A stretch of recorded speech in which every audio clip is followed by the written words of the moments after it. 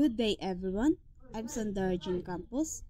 Today, I will be presenting the graphical user interface design for one of the core module of my project, which is an online job portal. This interface was developed using Java AWT, which stands for Abstract Windows Toolkit. AWT is one of the earliest GUI libraries in Java and allowed us to create windows, buttons, text, field, and other basic graphical components. Before I begin, I would like to emphasize that this system is still a design stage. So, ang akong ipakita sa inyo is there no database connection or back-end functionalities include. The purpose of this design is to demonstrate how the interface will look and how the user will interact with visually.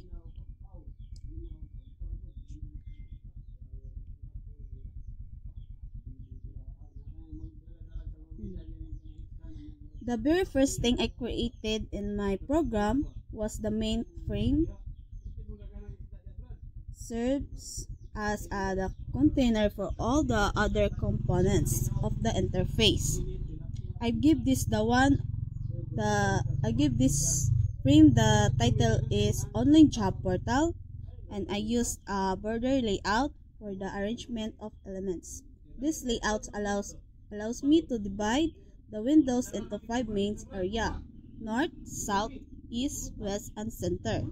For the design, I placed the sidebar navigation panel on the left, west, and the main content area on the right, center. This layout helps separate navigation from the actual content the user is viewing. Sidebar navigation. Next, I decide the sidebar navigation which appears on the left side of the interface. I use a panel with a gray layout to organize the navigation buttons vertically. I also set the background color to shade of pink. So makita nimo pink ang iyahang background color to give it more visually pleasing and consistent theme. At the top of the sidebar, place label displaying the username.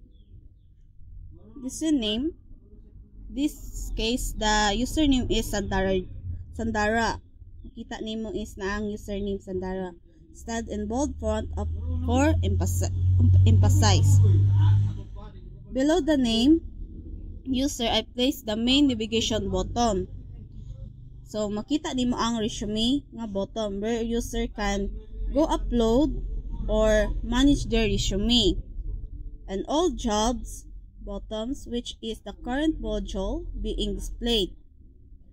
And the company section where I listed a few simple companies such as Ascat, Gifis, and Technova Solution nga mga companies na makita nimo.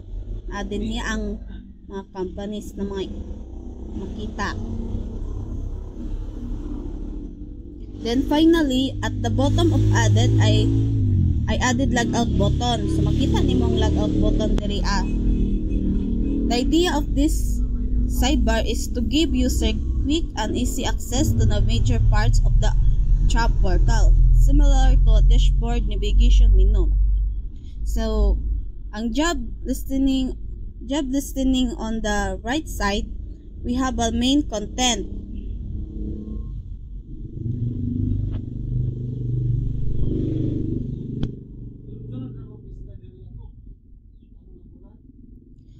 At the very top, I place title that read all job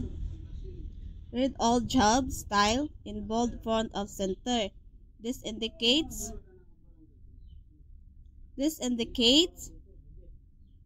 that the content currently being displayed is the list of available jobs. So makita nimo diri. Below the title, I created a grid of job cards I use a grid layout with 2 rows and 2 columns, meaning four jobs are displayed on the screen at once. This grid layout ensures that each job card is aligned properly and evenly spaced. Job card design. Each job card is designed using panel with a light pink background. So makita nimo mga pink background color to match the theme inside each job card, and I include the following information. The job title, such as web developer or full stack developer, the company name like Technova Solution or ASCAT, the location, for example, San Francisco. So, for example, na location, makita nimo San Francisco, makita nimo. The job type, such as full-time or contract or internship lang ba, makita nimo tini The salary, makita pud nimo ang salary being offered, na makita ni unsay i-offer niya salary sa ila. And finally, the application.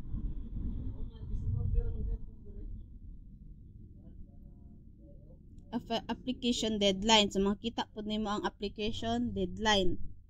As you can see, this is the application deadline. The bottom of each job card include apply buttons. The apply buttons is styled with a slight darkness shade pink so that it stand out from the background. So makita nimo ang apply shade na siya. So this static version, the apply buttons does not perform any action yet.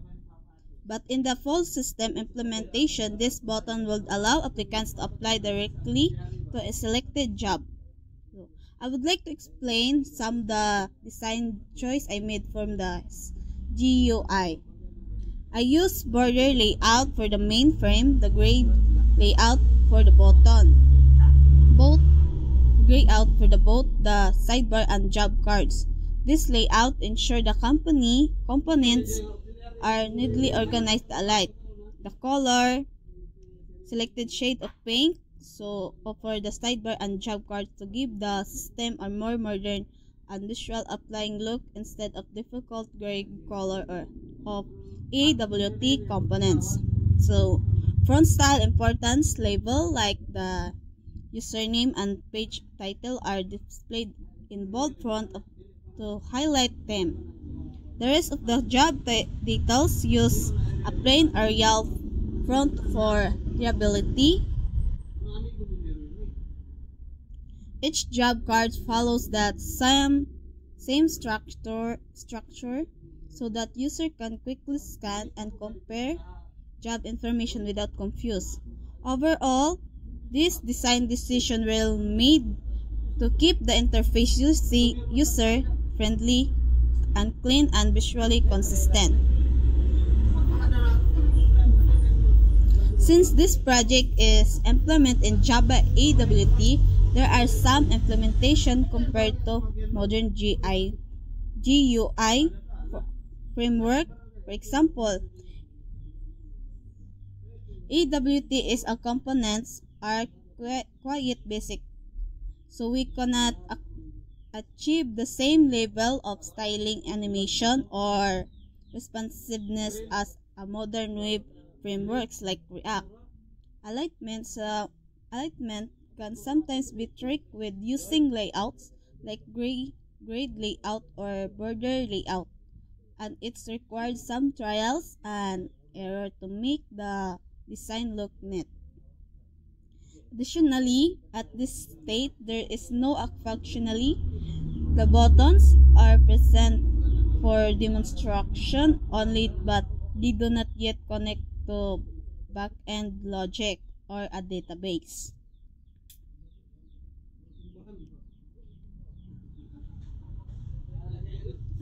Despite this limitation, AWT provides a solid foundation for designing sample and functional user interface.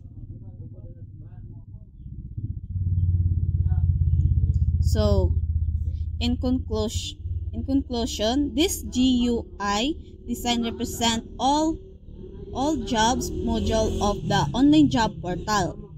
It demonstrates how user can view available job posting, navigate through different parts of the system using the sidebar, and eventually apply for jobs using the apply buttons. This fulfills the requirements of the task, which is to design GUI using Java AWT components, focusing on layout, design, and user experience without implementing functionality at this stage. In the future, I plan to extend this by adding more modules such as the resume upload page, integrating back-end logic for job application, and connecting to my SQL database to store and retrieve job posting dynamically. So, that concludes my demonstration of the GUI design for my online job portal system. Thank you for your attention, and I am open to any question you may have. Thank you for watching.